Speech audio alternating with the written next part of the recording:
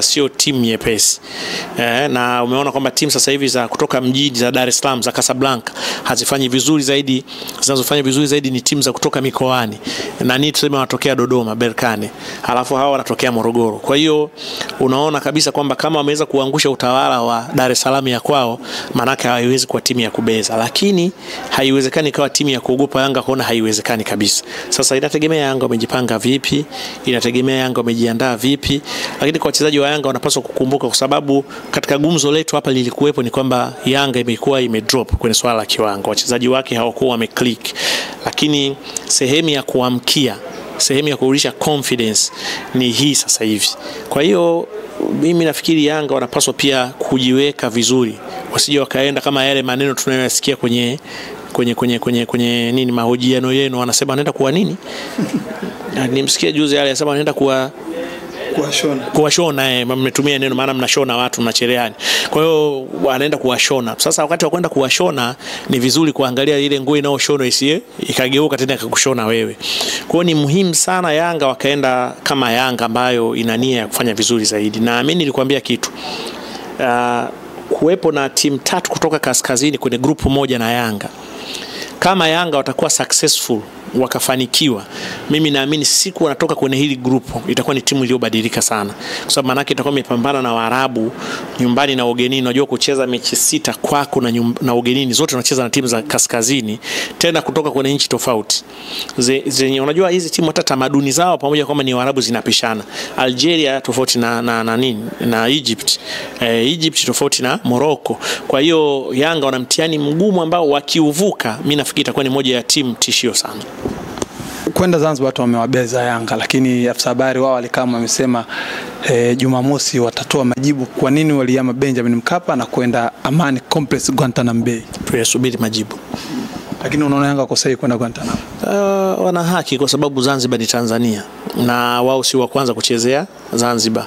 Kwa hiyo choice yao kwamba watatuonyesha kwa nini waliamua kwenda Zanzibar, ni vizuri tukawaombea dua mambo yawe mazuri, watuonyeshe ili tuweze kusonga mbele. Simba Sports watu walikuwa wanasubiri jezi za kimataifa jembe.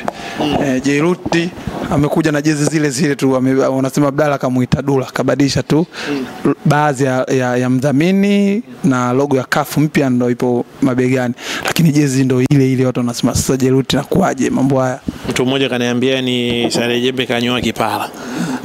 Yani ndio mabadiliko yaliyokuwepo.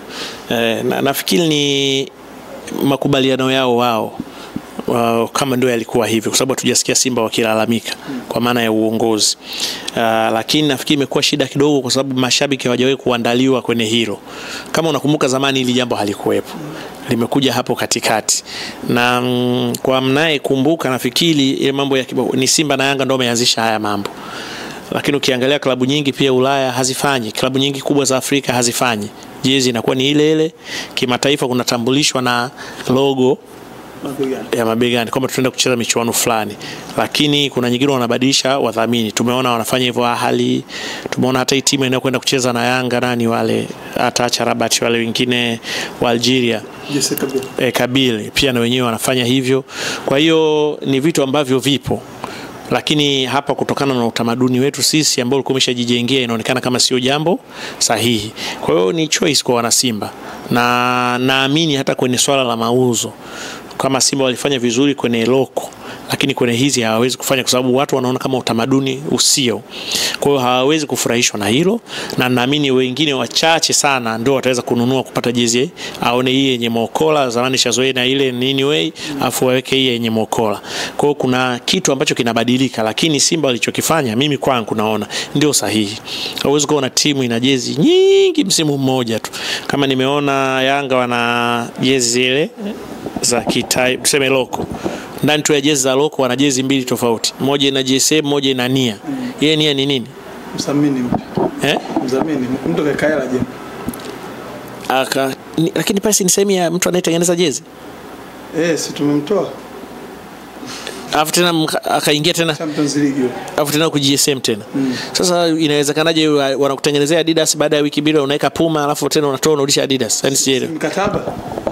Hamna mikataba ya hivyo. Mikataba yenu hii, mikataba mingine mtuambie inaingiza shilingi ngapi na nini ndio mnatoa. Hiyo nia wamesema anaingiza shilingi ngapi ni alivyoingia? Bado hajasema. Kwa nini kaanza kuonekana kabla hajasema?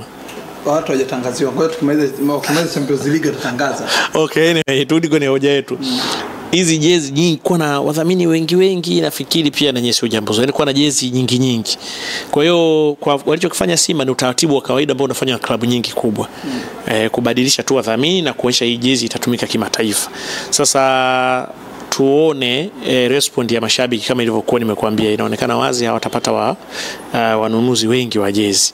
Sasa Simba wao wataamua waendelee na ile ya zamani kwa maana ya msimu ujao au waendelee na hii ambayo inahusiana kimataifa. Ingawa taarifa kama ulivyozisikia kwamba Diadora ndio wamesema kwamba hawezi tena kutengeneza jezi tofauti ndani ya msimu mmoja kwa sababu wao wanajua utaratibu huo unakuwa namna hii. Na klabu hizi wao wanaotengenezaji jezi wakubwa kwa maana ya makampuni makubwa wanakuwa na policy zao ambazo zinawaonyesha nini au namna ya kufanya kazi zao. Jembe, lakini hapo Jeruti sasa hivi ni kama alipo kwenye pressure. Aliahidi gari, aliahidi nini kila kitu, lakini mpaka sasa havijafika. Watu wanaona imekuwaje Jeruti basi atulioni Eliza anaonekana la Azam peke yao. Simba kuna Eliza Jembe. Sasa hili nafikiri sio wakati wake. Mimi nafikiri sasa hivi tuzungumzie mechi kwenye Simba na Yanga, jezi ambazo zimetoka zinaweza kutumika, alafu ili Eliza tulijadili Jumatatu tuombe uzima. Kwa sababu hata mimi nilikuwa natamani kusikia kuhusu hilo Eliza, lakini Jumatatu tutakuwa ni siku nzuri tuweze kuliweka hadharani Eliza, na ushauri wangu mimi pia Jeruti apatikane hivi tuweze kumhoji kuhusu yana Eliza. Anapatikana. Tungeanza na Jeruti afu tuyasikie majibu yake afu mnifuate. Sawa. Simba Jembe Petro Atletico de Luanda, watu wengi wanasema hii ndio mechi kali siku ya Jumapili. Kwa namna unavyowafahamu Petro na Simba Sports Club Benjamin Mkapa, tunaenda kushuhudia mechi kali barani Afrika kama ambavyo Simba wenyewe wanasema. Mechi ngumu sana. Na hawa matajiri wa mafuta haijawahi kuwa timu dhaifu kwenye Champions League. Tulibahatika safari moja, mimi nilikuwa natoka Senegal. Nikiwa Addis Ababa nikakutana na watu wengi mashabiki wa Simba wanaenda Angola. Kwa mimi nikasema bana, mimi ngoja na mimi niende nikaangalie mechi. Kwa nikasitisha safari ya Dar es Salaam, nikakata tiketi pale nikaondoka kwenda Luanda. Bahati nzuri siku moja kabla kulikuwa na mechi wanacheza wale Petro. Nafikiri kama nasijakumbuka na Pyramids kwa sababu Mayele alikuwepo pale. Basi nikaenda kuiangalia ile mechi. Wale jamaa sio wepesi. Wako vizuri sana. Na hata taarifa nilizozipata nafikiri mjaambiwa wanakuja na ndege ya kukodi. Wanakuja na jeti yao, wanaenda kupambana na Simba, wanarudi, wanapiga jeti yao, wanaondoka zao kwenda kwao. Hawa sio watu wadogo, wala sio watu dhaifu. Ni timu nzuri na ambao wamekuwa na malengo mara kwa mara. Ukisoma, ukifuatilia hii timu, yani wao lengo lao kubwa kwanza kufika finali ya Champions League. Kwa kila wanapofeli huwa wanaongeza mzigo na kufanya usajili. Na mara nyingi usajili wao, wachezaji wao bora wengi wanachukua Brazil. Kwa hiyo au Ureno. Kwa hiyo ni timu ambayo ukiangalia kambi sasa zingine Ureno, kambi sijui Brazil, wachezaji wanatoka Amerika Kusini, wanatoka Ureno sijui. Kwa hiyo ni timu ambayo inajitambua, na niliwahi kuonya kama unakumbuka mapema sana kwamba Yanga wakati wanaonekana wana mzigo mzito, Simba usije wakatafsiri kwamba wana mzigo mwepesi. Wasipoangalia wanaweza kujikuta wana mzigo mzito kuliko wa Yanga. Kwa ni mechi ambayo itatathmini vitu vingi sana vya Simba, na kwa sababu wanaanza nyumbani, Jumamosi Yanga, Jumapili Simba, wahakikishe pointi 3 zinabaki ili kuanza kujitafakari na safari inayofuatia. Neno lako kwa ndugu zetu ambao wataanzia ugenini?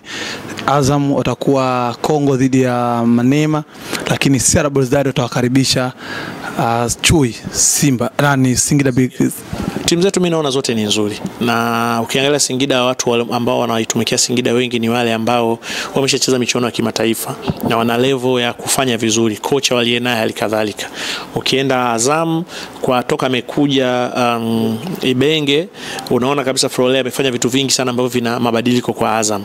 Ndoto ya Azam ilikuwa kuvuka makundi, nisema wamepata bahati, wamevuka kwa uraini sana, sababu wamekutana na timu kama KMKM. Sasa ni nafasi yao ya kuonyesha kwamba kuingia makundi haikuwa sehemu ya kubahatisha. Wana mechi ngumu, sio mechi nyepesi, lakini ni mechi ambazo wanapaswa kuzifanyia kazi kwa maana ya kujiandaa vya kutosha. Unajua ugenini kwenye Champions League, kwenye Confederation Cup, hata ukikosa ushindi ukatoka na sare ya pointi 1 ukarudi nayo nyumbani, na yenyewe ni sehemu ya ushindi mkubwa sana, kwa sababu baadaye itakuwa sehemu ya benki yako kukuongezea kuvuka. 30 Jembe balaa hapo. Nini? Mkutano mkuu wa wanachama wa klabu ya Simba tulikuwa tukiusubiri kwa nguvu. Tunaweza kuja tukuzungumzia kwa upana, lakini kwa uchache unazungumziaje, unaambia nini wana Simba kuelekea mkutano wao mkuu? Wana miaka kama miwili hapa hawajafanya mkutano, zaidi ya kelele tumtaki fulani tumtaki. Mimi natamani sana, na hata ungekija Jumatatu tukaiongelea vizuri, lakini natamani kuwa kuna mikutano mikuu huwa Simba wa Yanga na mikutano mingine ambayo inawaweka wanachama huru kuweza kuzungumza yale ambayo wanayaona kwenye klabu zao hayafai, yale ambayo wanayaona kwenye klabu zao wanahitaji, yale ambayo wanaona kwamba klabu zao zimepungukiwa. Yani kusiwe na ile misemo ya kusema katiba imetuzuia tutazungumza kwenye matawi, katiba imetuzuia Yanga siku ile Masaki pale walitoa room, watu wakauliza wakachangia hoja. Changia nani, wangapi walichangia? Si wenye hoja? Wangapi walichangia? Mnaweza kuja tumia mmoja mwenye hoja. Hakuna we Yanga msimu mzima kwa kuna watu mtu mmoja wa wito wanaweza kuzungumza.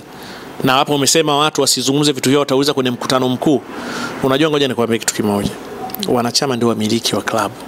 Hizi klabu hazimilikiwi na wadhamini. Wanachama, hata tukirudi kwenye ule mfumo ulikuwa watu wasema Modeuji ni mmiliki, yes, lakini siku ya mwisho kama akishavuka pale 51% ni ya wanachama. Wao ndio owners kwa maana ya majority. Yeye ana own 49 au ana own 51. Wao ndio majority, ndio owners. Kwa hiyo tuwape nafasi wamiliki wa klabu zetu, wawe wana nafasi ya kuzungumza. Mfano kama mimi sina wanachama wa klabu yoyote. Kwa hiyo kama ningekuwa nao kila siku nafungiwa, kwa sababu mimi ningekuwa natwanga tu kila siku. Lazima niseme ukweli. Hauwezi ukawa una kitu chako, hauwezi ukakizungumzia hapo kuna upungufu. Hauwezi ukawa una kitu chako hauna nguvu nacho. Na mimi nikwambie, hizi klabu ziwe na wadhamini, ziwe na wamiliki, siyo za nini, kwa maana ya wale wenye fedha, alafu ziwe hazina wanachama na wala mashabiki, zitakuwa zina nguvu. Kwa hiyo ni vizuri kuwapa wenye nguvu nafasi ya kukosoa na kusema kile ambacho kinatakiwa kwa ajili ya faida ya klabu. Lakini kitu muhimu sana kwa wakosoaji, basi wakosoe kwa nia ya maendeleo na kujenga. Wakosoe kwa nia ya kuwakomoa kina fulani, labda unakaa ugomvi na fulani au ulikutana na fulani kwa bana vipi bana, unajua tena ubwabwa nini hajatoa, basi tayari imeshakuwa ugomvi kwenye mkutano, nataka umseme hadharani au kumkosoa. Hilo haliwezi kuwa jambo zuri pia. Kwa na Simba waende na hoja zao ziandae. Waende na hoja ambazo wanaamini zitakuwa na msaada kwenye klabu yao, zenye lengo la kujenga, na wapewe nafasi waulize, na anayeuliza asionekane ni adui wa klabu. Awe ni mtu ambaye anaaminika ana nia njema ya kuuliza kwa ajili ya kusaidia klabu yake baadaye. Shukrani. Asante sana.